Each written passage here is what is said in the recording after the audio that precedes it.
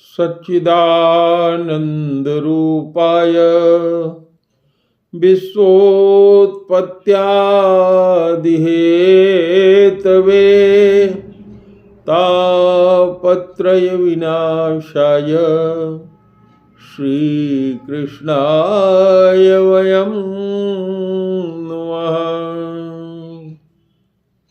श्री ध्रुव जी का अपनी माता सुनीति से उपदेश प्राप्त होने के बाद मन में समाधान करना और वन में तपस्या के लिए जाना।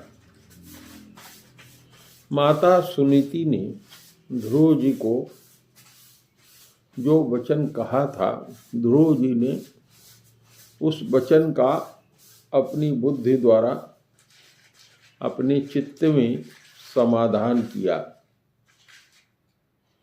इसके बाद वो पिता के नगर से निकल पड़े। यह सब समाचार सुनकर और ध्रुव क्या करना चाहता है इस बात को जानकर नारद जी वहां आए। उन्होंने ध्रुव के मस्तक पर अपना चरण कमल फेरते हुए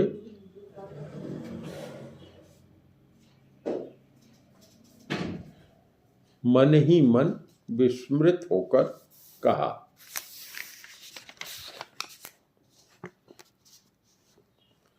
अहो तेजः क्षत्रियाणां मानभंगं मृष्यताम् बालोऽप्ययं हृदा धत्ते यत्समातुर्सद्वचः। अहो, क्षत्रियों का कैसा अद्भुत तेज है, ये थोड़ा सा भी मान भंग नहीं सह सकते। देखो, अभी तो ये छोटा सा नन्हा सा बालक है, फिर भी इसके हृदय में सौतेली माता के कटु वचन घर कर गए। नारद जी ने ध्रुव से कहा, हे बेटा, अभी तो तू बच्चा है, तेरा खेलने कूदने का समय है। तुम्हारी इस उम्र में सम्मान या असम्मान जैसी क्या बात हो सकती है। हे ध्रुव, इस संसार में मनुष्य के असंतोष का कारण मोह के सिवा और कुछ नहीं है। संसार में मनुष्य अपने कर्मानुसार ही मान अपमान या सुख दुख आदि को प्राप्त करता है। विकल्पे विद्यमानेपि न ह्यसंतोष हेतवः पुंसो मोहमृते भिन्ना यल्लोके निज कर्म भी।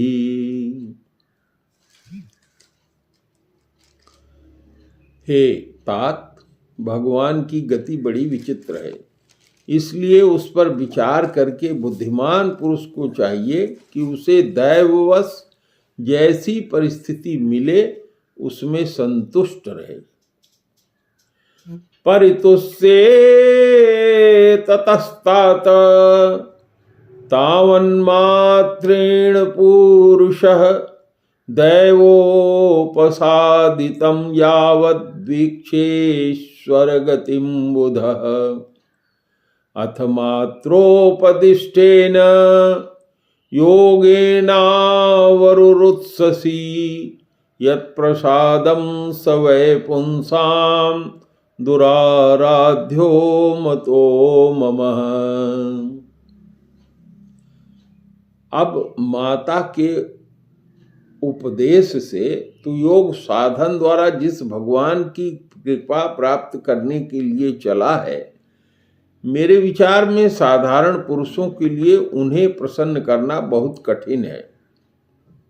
योगी लोग अनेक जन्मों तक अनासक्त रहकर समाधि योग के द्वारा भी बड़ी बड़ी कठोर साधनाएं करते रहते हैं परंतु भगवान के मार्ग का पता नहीं चल पाता।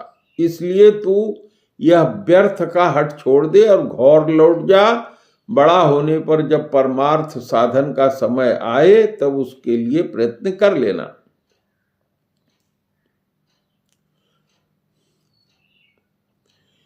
यत्स यद दैव विहितम स तेन सुख दुःखयो आत्मानं तोषयन् देहि तमसः पारमृक्षति।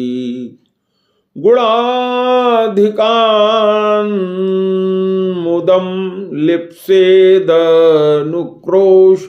गुणाधमात् मैत्री समान तन्विक्षेन्न तापैरभिभूयते।